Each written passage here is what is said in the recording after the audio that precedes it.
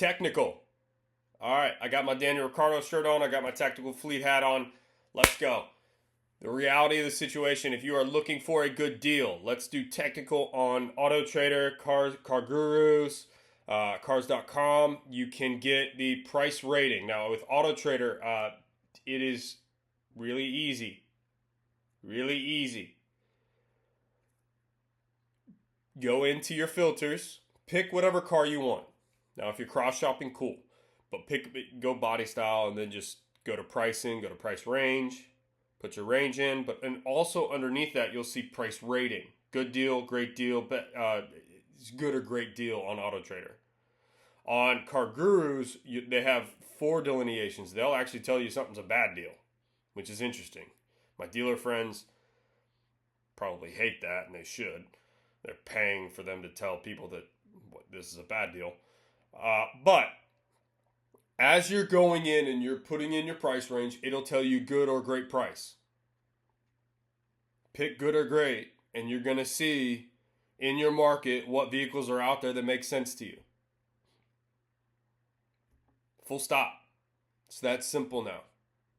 Now, ChatGPT, it can kind of tell you what a good deal, bad deal is, but that work's already done for you. If you're not into cars, but you're looking for something specific, or you're considering, say, 3 or 4 options, super easy.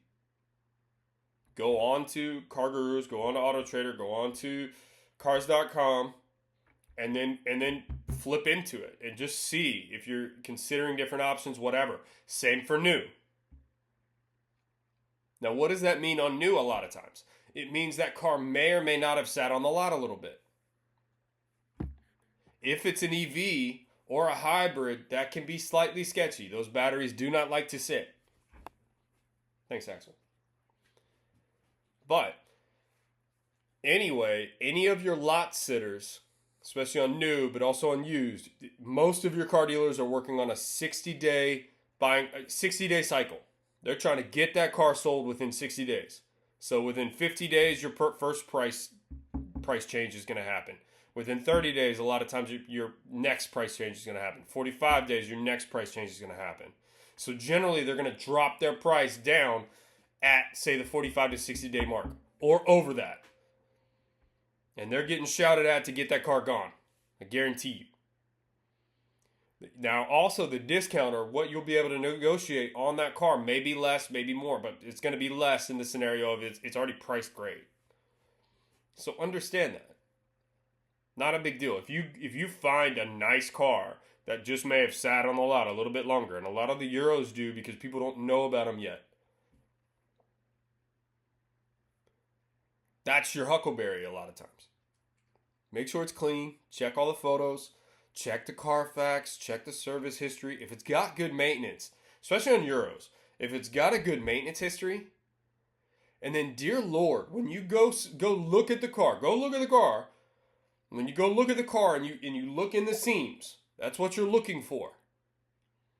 The rubber seams, you can tell if a car's been in a garage or not. And understand this.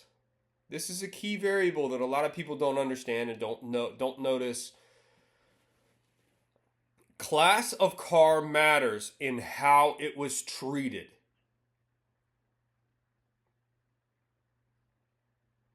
If this was grandma's first Mercedes, guess which car she cares about?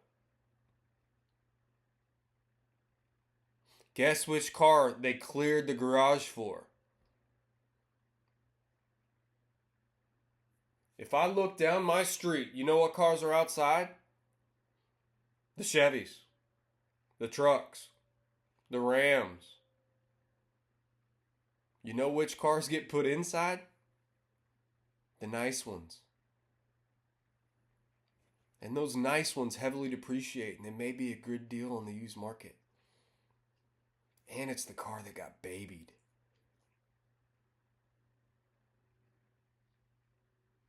I love finding Grandpa's E-Class.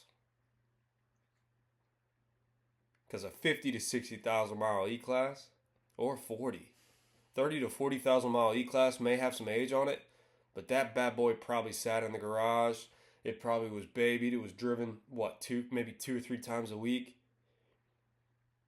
Washed on a regular basis. The maintenance was on point, and you can check that now. And those cars, especially if you get the right motors, and I'm putting videos here and there and everywhere about which motors to look for, you're going to get the cream of the crop. And there's lower volume with them. And there's lower buyers on the used market. There's just less buyers now, especially on sedans. Man, you can find a great deal on a sedan. Believe it or not, one of the best cars I've owned so far, 2019 740i BMW. Fully loaded, carbon black, M package, gorgeous car. I got that thing for 32 grand with 50,000 miles on it. I think it was 108 sticker price. Got it for 32 grand. 3-4 years ago, I sold it at 84,000 miles after 2 years. My depreciation, my loss was $4,500 a year in total expense. And the car got 31 miles per gallon.